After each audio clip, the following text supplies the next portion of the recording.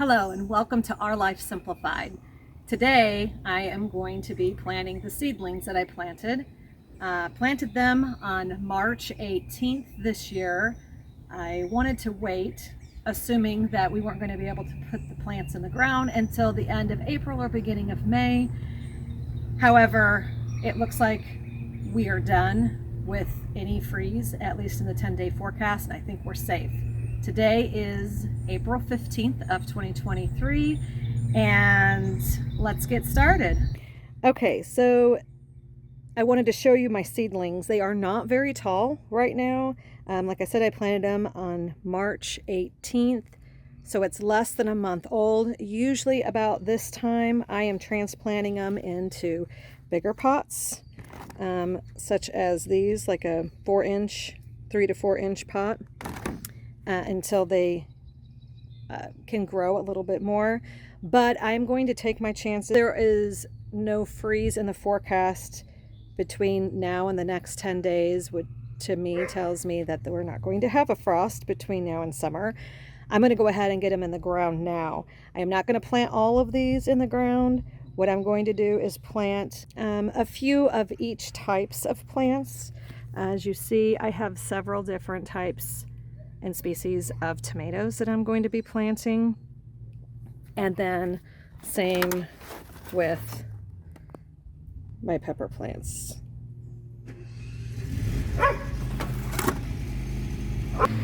Okay, so now that my husband decided to mow, this is the perfect opportunity for me to get planting.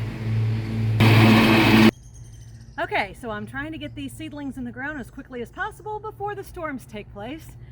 I am situating the seedlings accordingly. Right now, So sorry. right now I have chives growing right here, so I'm going to leave this space available. I'll end up planting some cucumber along the corners here so they can grow up on the fencing. I'm not sure what this is, if it is a rogue onion. I don't think it's a garlic. And I believe this is dill that has come back from last year, which I will be planting dill up along the back side and in various areas in the garden. Okay, so where we're going to start here is I went ahead and I dug the holes. Don't forget to label what you are planting. That is a mistake that I've made in the past. I plant something and then I forget what it is. And I've done that before when I've sprinkled seeds down. I've threw down some seeds like the asparagus seeds back there, and I forgot I did that, and then I sprinkled down some cilantro seeds. So I had cilantro growing on top of asparagus, but thank goodness the asparagus made it and they're growing back. Anyways, back to the tomato planting. Okay, so what I'm going to do with this, if you come and take a look, this first one that I'm going to plant is called a Martino Roma, and I believe that was from Baker's Creek. The way tomatoes work, if you can see, it kind of looks like hairs growing on the side. Anywhere you see that, that's where roots can grow. So since there's two there, what I'm going to do is I'm going to split them apart gently. Now I have two different plants. The roots are for the most part intact. And yes, I do know that these are very small. That's why I'm going to save some of these seedlings right here and plant them up just in case these don't make it. But what I have noticed is even if the plants don't look the best and they're tiny, I stick them in the ground and most of them have grown very well. Okay, so now that I've separated them, I've already dug my hole. I am going to throw in here some Epsom salt. Epsom salt is magnesium sulfate. All plants require magnesium to grow. Nitrogen, phosphorus, and potassium. Hold on. I have nitrogen in the ground that is from my chicken coop when I clean them out. I'm going to sprinkle some of this Epsom salt in the hole. I'll just kind of sprinkle it around. It's not going to hurt anything. Also, whenever you cook with eggs, save your eggshells, dry them out, and then you can crush them and place them in your garden. Calcium is very important for plants.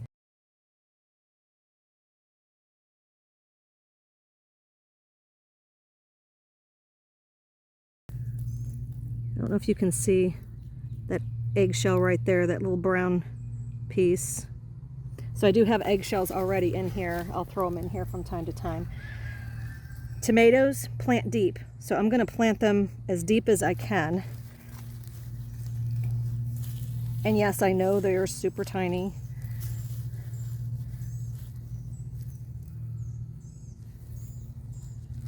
They got kind of leggy on me. So since I can plant them deep, I'm going to plant them just like that. Now, where's my other one? There we go. They're so tiny, I can barely see them. Okay, so the next one, I'm just gonna, again, I'm going to kind of plant deep. Just kind of press them on. Okay. So that was our Martino Romas. I'm going to continue that process, planting Pantano Romanescos. This was from Baker's Creek as well. Here I have classic beefsteak. That was from Baker's Creek. Cherokee purple tomatoes. If you've never tried Cherokee purple tomatoes, they are fantastic. I grew them for the first time last year and they were my favorite tomato. Those were also from Baker's Creek. These tomatoes are the Delicious. This is a burpee and I believe I bought them like at Walmart or somewhere. This is a beefsteak and this is a Ferry Morris brand, which is probably like either a Lowe's or Walmart. And then this last one is, what is this? I can't even read it. Oh. This last one is also a Roma, but it's a burpee brand. So I probably bought that at either like a Lowe's or Walmart. So I will continue planting these up and I'll be right back. Okay, so my daughter is videoing me and she's been asking me questions as I'm going through the gardening. So I guess you can watch me garden while she asks me some questions. What was that good question that you just asked me? So my question was, do you or can you sprinkle the Epsom salt on all plants, not just tomato plants? So I'm not a master gardener, but in my experience, when I have done my gardening and planting, I always use Epsom salt. And they seem to work well with me. I know a lot of times when the plants green up, or I'm sorry, when the plants yellow up, it could be a number of things. It could be needs more nitrogen. It could be, needs some magnesium or some phosphorus. Yeah, so like I said, I'm no master gardener, but this is just the stuff that's worked for me. Okay, so this was an extra one that I am just going to transplant up. I'm sticking it into the cup as deep as I can, and then this is just some soil I'm going to use that's in my garden, and I'm just going to, plant it up for just in case some of my plants don't do well in the garden, and if my garden plants do well, then I'll just give these away. Okay, so 2 questions. 1, what is with all the wood chips? And 2, what is the distance that you're planting these apart? Okay, so the tomatoes I'm just eyeballing it, but I'm planting approximately 2 feet apart. As they grow, I will be pruning them up on the bottom side, which I'll get into that in future videos. But approximately 2 feet apart is fine. Some gardeners, if they really do a good pruning job where they keep most of the leaves off, they can plant them as close as a foot, but I wouldn't recommend that, especially if you're new at gardening. And the wood chips? Oh, the wood chips. So these are pine shavings that I use in my chicken coop. And so when it's time to clean out their chicken coop, like at the end of the gardening season, I just clean out their coop and I throw their bedding, which has their poo in it, which is very high in nitrogen. I just place it on my garden, and that's of course after I'm done growing things, because if you put nitrogen on and it's too hot and it hasn't had a chance to break down, it will burn your plant up. So you don't want to do that.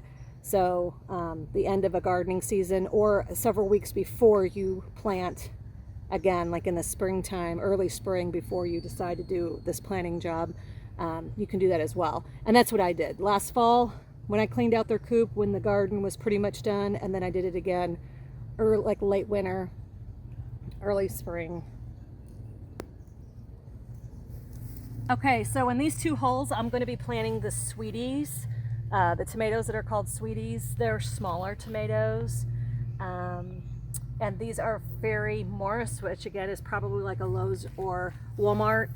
Now I'm going to be, in these 2 holes right here, I'm going to be planting tomatillos. I planted tomatillos for the first time last year.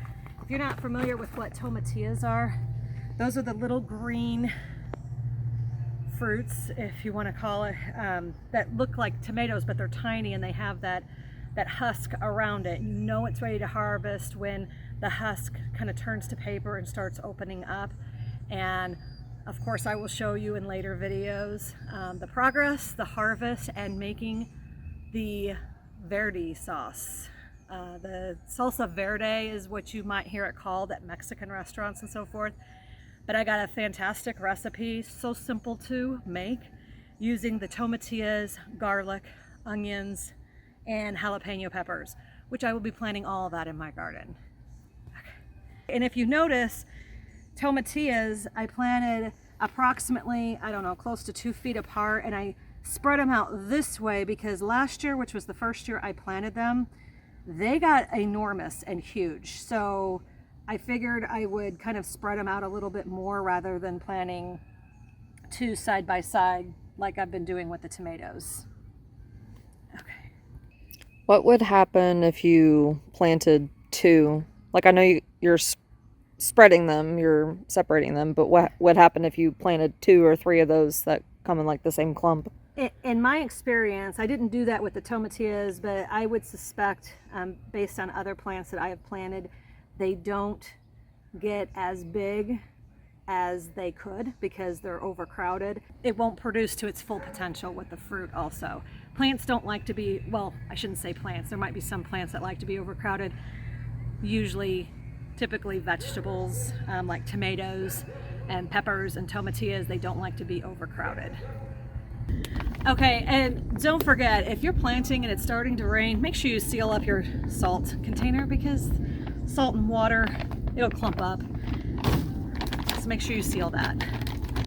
Okay, so my cucumber seeds, I'm going to soak those first just to kind of get them a jump start to help loosen that shell of the seed before I plant directly into the soil. So I might do that maybe tomorrow. I'll have to remember to soak them overnight though. And I think I might, I don't know if it's too early, but there shouldn't be any freeze between now and summer. I think I might even start some of my beans that I will have planted. I'll start on this side, that way I can give my snow peas a chance to grow and see what happens to them. But right through here, I'll plant some beans just to get them started and growing for the summer. Okay, so I'm going to plant my eggplants in these 2 holes, and I'm going to plant the banana peppers in these 2. And I'm just going to use the same process as I did with the tomatoes, with splitting them apart and placing them in holes with the Epsom salt. If you do have some chunks in your Epsom salt, you can easily break it apart in your hands and sprinkle them in and then kind of swish them around in the ground.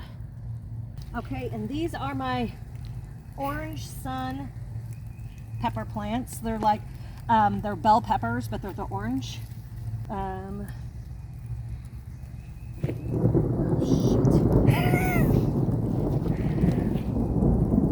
Okay, next is the California Wonder green bell peppers. And these are the Ozark Giants. I believe these are from Baker's Creek, and they're bell peppers, green bell peppers as well. And a note for green bell peppers, if you let the green peppers stay on the plant long enough, you have red peppers.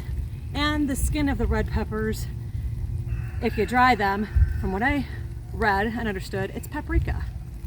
One is going to be Monster Bell. Again, it's another green pepper. Okay, and next I'm planting poblanos. Okay, next is the Craig's Grande jalapenos. And right here I'm going to plant jalapenos. They're called early jalapenos. Okay, and I'm going to be planting nasturtium here in the corner. Nasturtium is a good trap plant, meaning there are some bugs or insects that are pests to the garden plants, like aphids and so forth. The nasturtiums, they like the nasturtiums better. So the plan is to plant that as a companion plant, plant the nasturtium, the aphids will go to the nasturtiums and not my plants to harm them. I'm gonna go ahead and plant some lavender in here. This is a great plant to attract good pollinators and good bugs. So I'm gonna plant this here. This is an experiment, so I don't know how well it's going to do planted in the corner. I'll just have to prune it down if it gets too overgrown. So that's it for today. I'm getting rained on. It's time for me to quit. I appreciate you watching. And if you like what you see, please consider subscribing. And the future videos I plan on doing is planting potatoes and strawberry plants.